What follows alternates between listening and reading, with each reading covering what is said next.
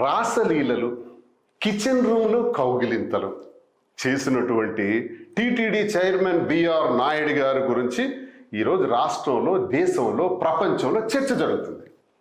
దానికి వారేమంటారంటే, ఇందులో నాకు 30 సంవత్సరాల నుంచి ఆ కుటుంబాలతో సంబంధాలు ఉన్నాయి, దీన్ని అనవసరంగా దుష్ప్రచారం చేశారు, అందులో కొంత భాగం ఏఐ టెక్నాలజీ కూడా వాడారు, అయినా ఆ వీడియో నేను చూస్తుంటే ఆ వీడియోలో నాకు ఎక్కడా తప్పు అనిపించలేదే, అక్కడెక్కడ తప్పు జరిగినట్టు అనిపించలేదే అని బిఆర్ నాయుడు గారు నొక్కి నొక్కి చెప్పారు.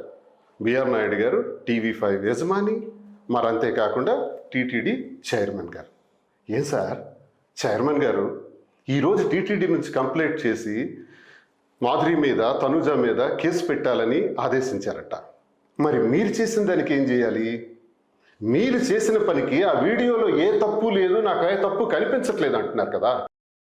వీడియో చూశాను, ఏదైతే మేము తనుజ చేత ఆ కేక్ కట్ చేయించాము పుట్టినరోజు సందర్భంగా, ఎగ్లెస్ కేక్ని, గుడ్డు వాడనటువంటి ఆ కేక్ని ఏదైతే కట్ చేయించామో అది కూడా నేను చెక్ చేశాను, అందులో నాకు కూడా ఏ తప్పు కనిపించలేదే.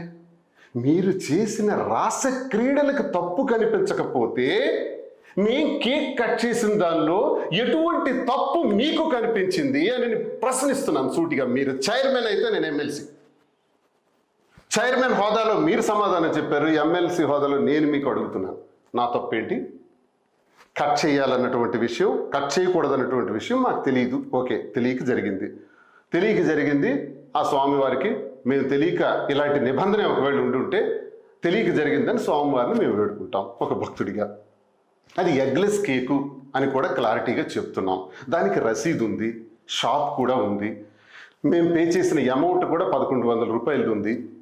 కేవలం మీ రాస క్రీడల్ని డైవర్ట్ చేయడానికి, డైవర్షన్ పాలిటిక్స్ బాగా అలవాటు కదా, అది డైవర్ట్ చేయడానికి ఈరోజు మా విషయాన్ని తెర మీదకి తీసుకొచ్చి మళ్ళీ రెండో కేసు, మళ్ళీ అరెస్ట్ చేస్తాం. చేయండి. ఈ కేసులు, అరెస్టులు ఇవన్నీ భయపడే బాడీస్ కావు ఇవి.